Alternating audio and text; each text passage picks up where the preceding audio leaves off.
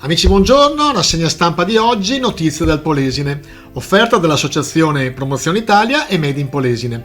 Sponsor della puntata di oggi, la bottega dell'Acquaviva in via Po Vecchio 20 a Portoviro, spaccio di articoli ittici. Cominciamo dal Gazzettino, martedì 23 marzo, in prima pagina, vaccini, ora si deve prenotare. Veneto, dalla prossima settimana cambia il sistema. Il governo, in arrivo 1 milione di dosi Pfizer.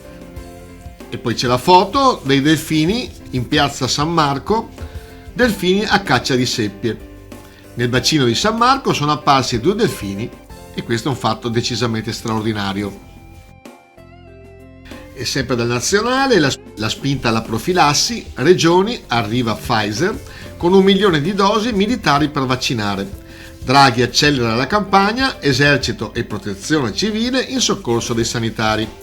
La ministra Gelmini dice non è un commissariamento. Il Veneto spera nell'arancio, ma ancora 2 zone a rischio. Attesa per la riclassificazione di venerdì, ricoveri per Covid-19 come un anno fa.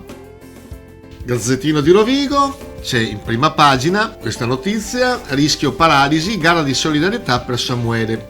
Lo studente di 21 anni si è ferito consegnando le pizze a domicilio. Samuele Bergantin, 21 anni, di Pontecchio. 2 mesi fa, il 14 gennaio, Samuele ha avuto un incidente d'auto sulla strada tra Sant'Apollinare e Felin del Turco e ha avuto una lesione ad una vertebra. Questo gli impedisce di camminare e gli amici hanno aperto una raccolta di fondi per l'intervento in una clinica privata. Tutto questo naturalmente ha dei costi altissimi e l'obiettivo è di arrivare a 50.000 euro per pagare anche le spese post intervento. Quindi ci facciamo anche noi partecipi di questa iniziativa. Portoviro, focolaio nuovo in casa di cura. Sono 7 pazienti della casa di cura di Portoviro finiti in isolamento perché trovati positivi al Covid. Per quanto riguarda i vaccini, medici con lo zaino per vaccini a domicilio di infermi ed over 90. Oltre 300 le inoculazioni a casa di grandi anziani impossibilitati a muoversi con un servizio attivo 7 giorni su 7. Locali pubblici sono circa una quindicina i ristoranti associati alla FIPE aperti in area rossa per la pausa pranzo dei dipendenti delle varie aziende della provincia, un sistema per tamponare i conti in rosso dei ristoranti. Il funzionario dell'Ascom Bruno Beneghini afferma ancora 0 ristori e in ogni caso sono esigui, se perdi 25.000 euro ne ricevi 5.000. Adria, la città si svuota, già a rischio quota 19.000. Poche nascite a fronte di molti decessi nonostante i dati positivi sugli immigrati. Infatti nell'ultimo censimento del 2011 la popolazione era di 20.233 unità, mentre il 1 gennaio 2020 gli indicatori numerici registravano 19.152 abitanti. Sempre ad Adria un sit-in dei lavoratori Socoterm. I dipendenti sono da oltre un anno in cassa integrazione e dalla casa madre canadese i sindacati non hanno risposte. Delta, scavo urgente per il porto di Pila. Il prefetto De Luca ha chiesto un nuovo intervento per permettere l'uscita dei pescherecci in sicurezza. L'ennesima burrasca ha provocato la formazione di un dosso di sabbia ed è necessario anche un intervento radicale.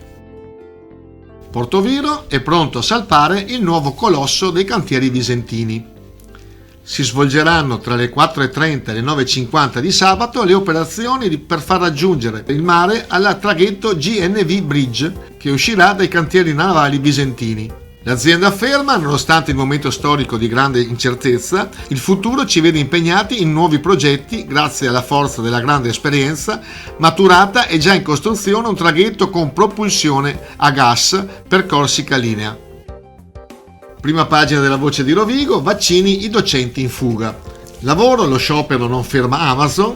A febbraio contratti sopra quota 2000, il vicario del prefetto ha ricevuto i sindacati. Discreta comunque è stata l'adesione a Villa Marzana, praticamente nulla a Castelguglielmo. Numeri non entusiasmanti in Polesine per il primo sciopero della filiera Amazon.